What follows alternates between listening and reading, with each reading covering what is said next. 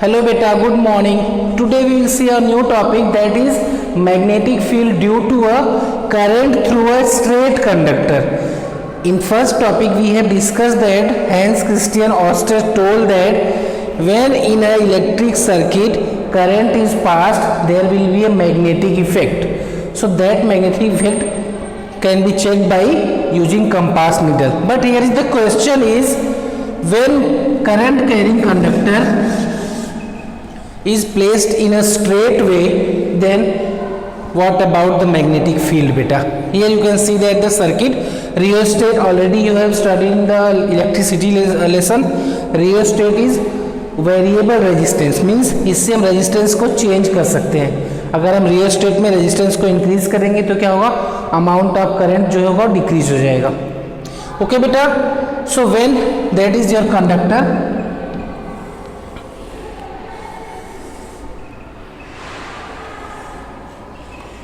when in a circuit current carrying conductor is placed in a straight way, then what about the magnetic field? magnetic field कैसे create होगा बेटा? तो जब भी इसको एक एक्टिविटी भी दिया है बुक में, उसको हम कर सकते हैं बेटा. सपोज यहाँ पे हम एक कार्डबोर्ड यूज करें and on the cardboard take iron filings, बहुत सारे माइन्यूट पार्टिकल आयरन्स का लेके उसके ऊपर हम ऐसे ही रख दें. फिर जैसे ही करंट पास करेंगे उसको थोड़ा सा पुश करो कार्डबोर्ड को, तो उसके ऊपर जो मैग्नेटिक फिलिंग आयरन फिलिंग्स है बेटा, वो इस ऑर्डर में अरेंज हो जाएगा, इस ऑर्डर में. इट्स मीन दैट कंक्लूजन क्या है यहाँ पे बेटा, when conductor is placed in a straight way like that time magnetic field will move in a magnetic field lines move in a circular order. Okay, means you can say that it will form a concentric circle. Okay बेटा, so जब भी हम conductor straight use करेंगे circuit के अंदर, तो उसके अंदर मैग्नेटिक फील्ड का डायरेक्शन ऐसा होगा, मीन्स सर्कुलर होगा बेटा. And it will form a concentric circle. Concentric circle का मतलब क्या होता है, एक ही सेंटर पे जो बहुत सारे सर्कल्स बनते हैं उसको बोलते हैं कॉन्सेंट्रिक सर्कल.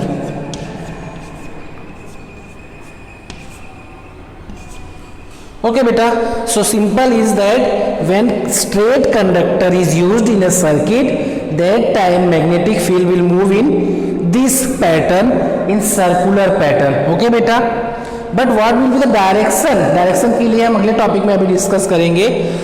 पहले इस टॉपिक को फिर से समझ लो. When in a electric circuit a conductor is placed in a straight order, then magnetic field move in a circular way, और you can say that it will form a concentric circle. Okay बेटा, ये हो गया. And now next thing is,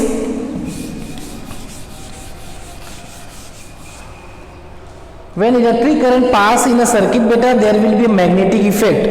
but magnetic effect and electric current, क्या दोनों का कुछ link भी है बेटा? Okay, so now we will see that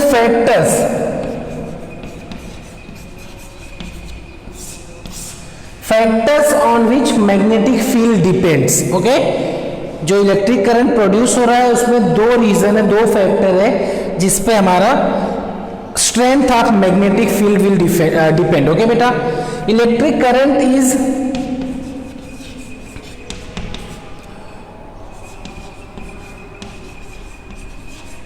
denoted by capital I, and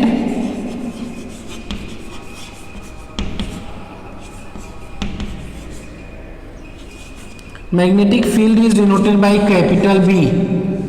Okay beta, so first factor is when amount of current is increased in a circuit, then what will be the change in magnetic field?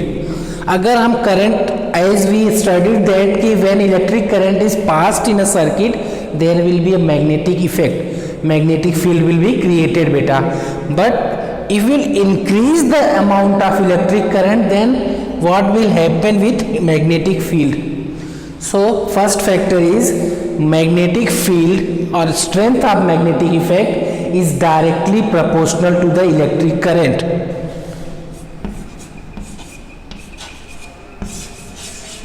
अब इसको किस तरह से बोल सकते हैं बेटा, when in electric circuit electric current is increased with the help of rheostat. अब रियोस्टेट की वैल्यू को हम डिक्रीज करेंगे तो अमाउंट ऑफ करंट ज़्यादा फ्लो होगा उसके अंदर। ओके बेटा, so when in electric circuit amount of current is increased then strength of magnetic field will also increase. Current flow हो रहा है तो ही मैग्नेटिक फील्ड आ रहा है बेटा, सो करंट अगर ज़्यादा होगा तो मैग्नेटिक फील्ड ज़्यादा आएगा। That is our first factor. Now second factor, so first factor is when electric current is increased in a circuit then its strength of magnetic field will also increased. Second beta distance, distance को हम denote करते हैं small r से। Okay, suppose you have a compass needle, तो जब electric current इसके अंदर पास होगा और हम कंपास नीडल बेटा लेके जाएंगे तो there will be a deflection. But अगर वो कंपास नीडल हम यहाँ पे रखें थोड़ा दूर और दूर तो क्या होगा, उसमें डिफ्लेक्शन ज़्यादा होगा या कम होगा। अब सोचो सिंपल बेटा, suppose you have two magnet,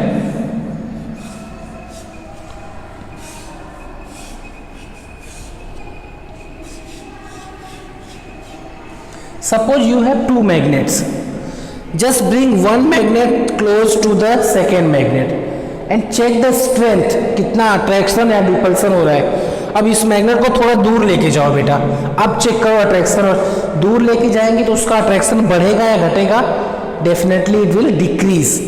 so similar here बेटा,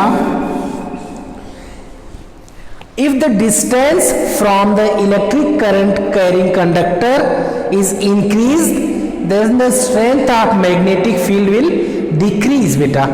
मतलब अगर हम सपोज ये सर्किट में बेटा यहाँ पे इलेक्ट्रिक करंट जब पास हो रहा है तो इस कंडक्टर के अंदर मैग्नेटिक प्रॉपर्टी आ रही है। ओके, सो अगर हम उस मैग्नेट को कंपास नीडल को इससे दूर लेके जाएंगे तो वहाँ पे लेस डिफ्लेक्शन होगा, ज़्यादा क्लोज लेके आएंगे तो ज़्यादा डिफ्लेक्शन होगा। It's mean that magnetic field is inversely proportional to the distance from the current carrying conductor. इसके अंदर मैग्नेटिक फील्ड आ रहा है, अगर हम डिस्टेंस बढ़ाएंगे तो मैग्नेटिक फील्ड का जो स्ट्रेंथ है वो कम हो जाएगा। जितना हम क्लोज जाएंगे मैग्नेट के तो उतना ज़्यादा उसके अंदर स्ट्रेंथ होता है। ये दो फैक्टर है। First factor, if you increase the amount of current then magnetic effect will also increase. Okay, strength of magnetic field also increase, and if we will move from the magnet or current carrying conductor in which magnetic property created, तो उससे अगर हम दूर जाएंगे then strength of magnetic field will be decreases बेटा। ये दो factor हो गए। Now question is, we have placed a straight conductor and there will be a magnetic property and it's mean that current is, it is a straight conductor बेटा, it is straight conductor. So direction of electric current इसके हिसाब से देखें तो यहाँ पे direction ऐसा है। So either direction will be like that और in this way. Then question is, इसका डायरेक्शन क्या होगा, आइदर इन दिस वे और दिस वे। ये हमें कैसे पता चलेगा? That is the very difficult task to know that the direction of magnetic field on the basis of direction of electric current. उसके लिए हम नेक्स्ट टॉपिक पे बात करते हैं बेटा।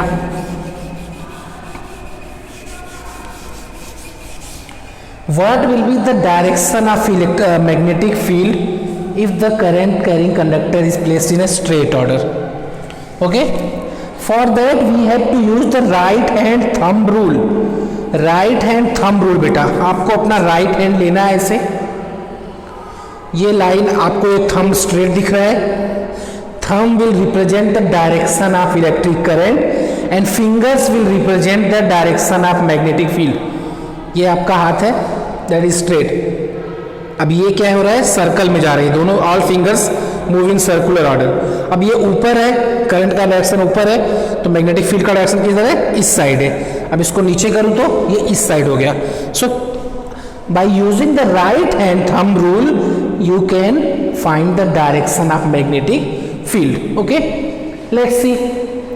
Right hand thumb rule indicates that the direction when the electric current carrying conductor is placed in a straight in a circuit then we can find the direction of magnetic field by using our thumb.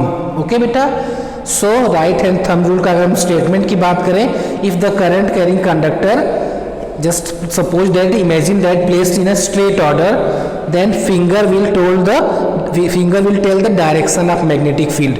अगर ये straight use हुआ है तो बेटा, अब ऐसे अगर use करें, ये भी स्ट्रेट ही है तो डायरेक्शन कैसे है, ऐसे करें तो डायरेक्शन आप फाइंड करें, ये फिंगर जिधर जा रहा है उधर ही डायरेक्शन आपको फॉलो करना है बेटा. तो लेट्स सी.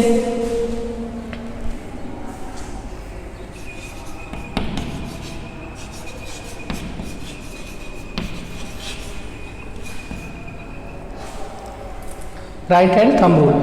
एक चीज और आपको यहाँ पे ध्यान रखना है बेटा,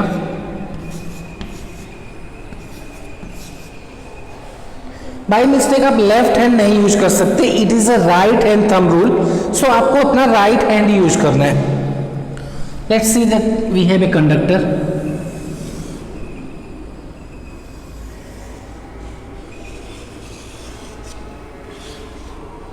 Okay, suppose the direction of electric current is in upward, and take one more conductor.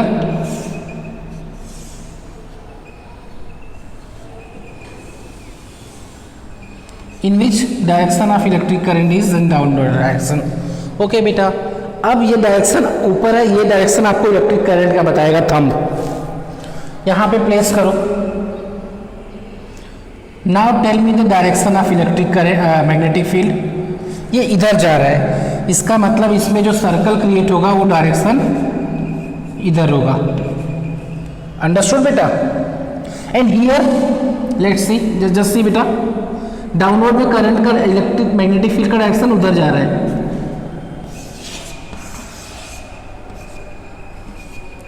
सो आप by using the right hand thumb rule you can find the direction. Suppose we have a conductor in this direction. अब ऐसे ले ले. Just tell me बेटा, use your right hand. इधर direction ऐसे use करो, इधर ऐसे यूज करो. अब ये ऐसे है, क्या बता रहा है, ऊपर से आएगा, तो इसके अंदर जो मैग्नेटिक फील्ड क्रिएट होगा उसमें डायरेक्शन बताओ मुझे क्या होगा. ये हैंड को आप ऐसे रखो, ये ऊपर की तरफ आ रहा है. ओके,